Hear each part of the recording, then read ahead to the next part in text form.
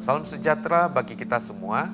Bapak Ibu Saudara yang dikasihi oleh Tuhan Yesus, merupakan sebuah keputusan yang sangat tepat, yang sangat baik kalau di awal tahun ini kita mengambil keputusan untuk memikirkan kehidupan rohani kita supaya bertumbuh menjadi lebih baik lagi, supaya kita menjadi semakin serupa dengan Tuhan Yesus.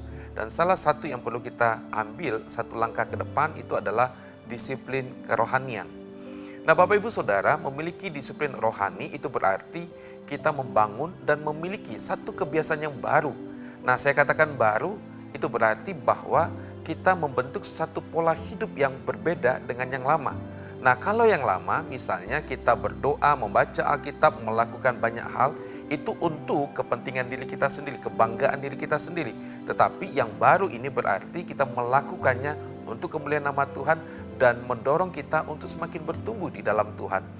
Nah, contoh yang lain, kalau yang lama itu berarti kita misalnya menggunakan waktu, tenaga, pikiran, uang kita untuk kesenangan diri sendiri, menikmati dunia dengan semuanya ini. Tetapi yang baru ini berarti kita menggunakan waktu, tenaga, pikiran, dan uang kita itu untuk kemuliaan nama Tuhan, dan itu membawa kita kepada pertumbuhan rohani. Dan contoh yang lain adalah misalnya membaca Alkitab. Membaca Alkitab bukanlah sesuatu yang mudah kalau kita mau melakukannya secara rutin setiap hari. Nah, di sini membutuhkan satu kedisiplinan rohani untuk kita bisa melakukannya.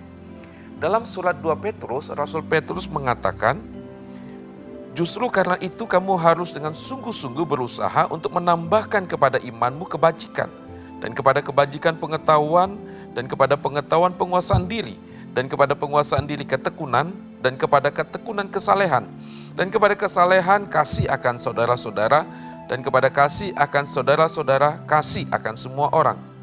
Sebab apabila semuanya itu ada padamu dengan berlimpah-limpah, kamu akan dibuatnya menjadi giat dan berhasil dalam pengenalanmu akan Yesus Kristus Tuhan kita.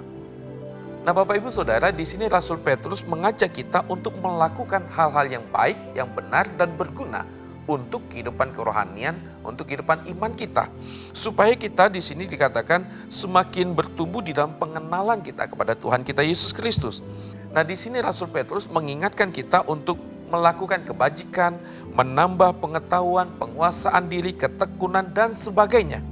Dengan kata lain, hal-hal ini perlu menjadi perhatian kita guna menjadi sebuah kedisiplinan rohani yang baru dalam hidup kita sehingga kita boleh mengalami pertumbuhan. Nah, Bapak Ibu Saudara, saya menyadari bahwa untuk membangun satu kebiasaan yang baru ini tidaklah mudah. Mengapa saya katakan tidak mudah? Sebab kita sudah terbiasa dengan pola hidup yang lama.